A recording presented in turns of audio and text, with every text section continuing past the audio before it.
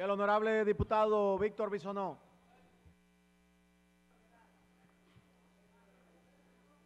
Presidente, colegas, diputados y diputadas, desde la primera mitad de este año 2012 que pasaron las elecciones, era obvio que a quien le tocara gobernar iba a tener que manejar una situación muy difícil. Pero ni siquiera los más fuertes opositores al gobierno pensaban que el presidente Danilo Medina, a quien le ha tocado dirigir los destinos de la nación, se iba a encontrar con una caja de Pandora llena de tenebrosas realidades. Lo que tenemos hoy día no son solamente números, aunque se habla del 8% del PIB y hablamos de más de 185.000 millones de pesos, precedido de más de 6 reformas tributarias que buscaban recaudar dinero. No son solo números, porque también subió la deuda externa, que se ha multiplicado por 6 desde el año 2000 hasta el 2012, entiéndase, más de 20.000 millones de dólares. Si se quiere en pesos, más de 780.000 millones de pesos. Y en los últimos 8 años, más de 585.000 millones de pesos. Hoy, que se celebra el 168 aniversario de nuestra Constitución, en el país hay un grito, hay una exigencia de austeridad por parte de la población, y la razón es que los dominicanos no se han visto beneficiados del populismo con que se ha manejado estos dineros, y todos los sectores exigen prudencia en el manejo fiscalista, porque reconocen que este dinero, y como dice y quiere el actual presidente, no le ha cambiado la cara a la pobreza en la República Dominicana. Recuerdo como el día de hoy, en el año 1986, cuando el presidente Leonel Fernández en la Asamblea Nacional decía, cuantificaba la corrupción de ese momento en 30.000 millones de pesos, cuando apenas había un presupuesto de 26.000 millones de pesos. Y nos lo decía a nosotros los reformistas, que era lo que estábamos en el gobierno. Hoy, con un presupuesto de 430.000 millones de pesos, es necesario determinar la cantidad de ese presupuesto 16 veces mayores que del 96 y que tuvo en su mayoría como destino la corrupción.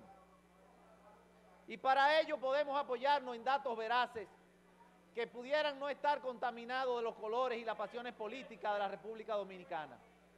El Foro Económico Mundial señala que el país, de 142 países que evalúa, estamos en el lugar 142 de mal gasto de presupuesto, en el lugar 141 de desviaciones y favoritismo gubernamentales, y en el lugar 140 en la desviación de gastos públicos, quiere decir corrupción.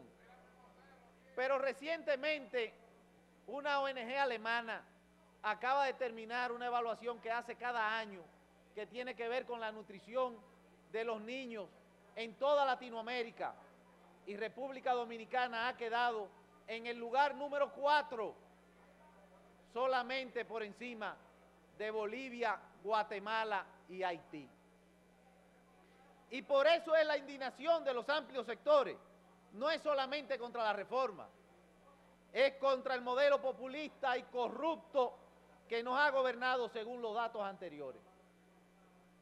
El presidente Medina lo sabe muy bien, sabe que no es contra él, y él sabe que cuando hay gobiernos responsables, como el reformista del año 86, que se atrevió a someter a los funcionarios que la cosa pública señalaba como corrupto y lo llevó a la justicia, entonces sí tuvo apoyo en el 90 en las reformas que tenían que hacerse. Y de ahí duramos más de una década de bonanza y de riqueza y estabilidad con la modificación de los códigos tributarios, financieros, de trabajo y las otras leyes, que incluso permitió que la República Dominicana abonara en la deuda externa de ese momento más de 600 millones de dólares. Hoy, sin embargo, bajo el manto de la malversación de los fondos públicos, le quieren pedir más sacrificio a la clase media y a los pobres de este país. ¿Cómo pedirle a un padre de familia que anda en 56% la pobreza y la indigencia, que pague ITEVI por el azúcar, los aceites comestibles, los lácteos, la mantequilla, el café? ¿Cómo pedirle a la clase media y a los pobres, a los periodistas, que paguen 2% más de ITEVI por las telecomunicaciones y un 10% más de impuestos por un servicio que además se está deteriorando todos los días y que va a ser el más caro del Caribe? Todos los impuestos propuestos en esta reforma van a ser transferidos a la clase media y a los pobres, y serán ellos los que van a ver disminuir su sueldo, y serán ellos los que se van a quedar sin empleo con el cierre o la reducción de nómina de las industrias. Pero más aún, ¿qué pasará con la República Dominicana y los empleos de aquí en un mundo globalizado cuando se sepa que en República Dominicana las leyes de apenas 1 y 2 años de incentivo para la inversión extranjera, como la de cine, como la de zona franca, como la de energía eléctrica, como la de educación, como la del internet, sencillamente se irrespetan y no hay garantía jurídica? ¿Cómo va a venir la inversión extranjera que tanto necesitamos? Los ricos, señores, sencillamente son ricos. No son los que van a pagar esta reforma fiscal. Y si le afectara la reforma, sencillamente se transfieren los costos de las industrias al pueblo y a la clase media. La población, antes de ponerle más impuestos, quiere respuesta. ¿Cómo llegamos a este hoyo fiscal? ¿Dónde está ese dinero? En el 2007, todavía fresca la situación de los bancos heredada del PRD, hubo un superávit. ¿Y cómo es que 4 años más tarde lo que hay es un déficit de más de 450.000 millones de pesos acumulados? Mientras la causa de esta realidad sigan sin respuestas claras, no podemos pedirle a la familia dominicana que financien el gasto del Estado. Y como no quiero terminar dejando en ustedes la idea que estoy sencillamente en contra del gobierno del presidente Danilo Medina, que creo que no es el responsable de esta herencia, quiero decirle alguna cosa en que sí estoy de acuerdo.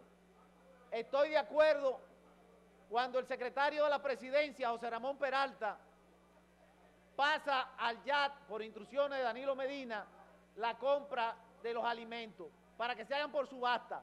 Y en una sola subasta el gobierno se gana 50 millones de pesos. Entonces, ¿de quién era ese negocio? ¿Y dónde estaba ese dinero? Cuando paralizan 1.000 carros de lujo, en lo que se paseaban los funcionarios del gobierno anterior para venderlo. También estoy de acuerdo con el secretario de Industria y Comercio, José del Castillo, que elimina la venta de combustibles ilegales, por cierto, exonerados. ¿De quién era ese negocio? ¿Y dónde está ese dinero? También estoy de acuerdo con lo que ha hecho el ministro de Obras Públicas, que ha paralizado la carretera sur-norte de Ocoa, porque está sobrevaluado el presupuesto que hace Odebrecht. ¿Cuántas veces hicieron eso? ¿Quién lo hizo y dónde está ese dinero? También estoy de acuerdo en que se eliminen las pensiones supernumerarias, exageradas, de funcionarios que no tienen 2 o 3 años trabajando, y por ahí andan los cañeros y hombres y mujeres que han dado su vida en el Estado y no tienen una ínfima pensión. También en eso estoy de acuerdo. También lo que está correcto lo apoyo, aunque lo haga un contrario mío. También lo que está mal, aunque lo haga uno de mi partido y de mis mismos colores, lo rechazo. La nómina de Cancillería, según los datos del gobierno, tiene 1.000 millones de pesos de más. Entonces, más iniciativa como esa es la que quiere ver el pueblo antes de cargarle más impuestos. Y por eso mi voto va con el interés del pueblo y va en contra de la reforma. Muchas gracias. Bien, gracias, honorable. Tiene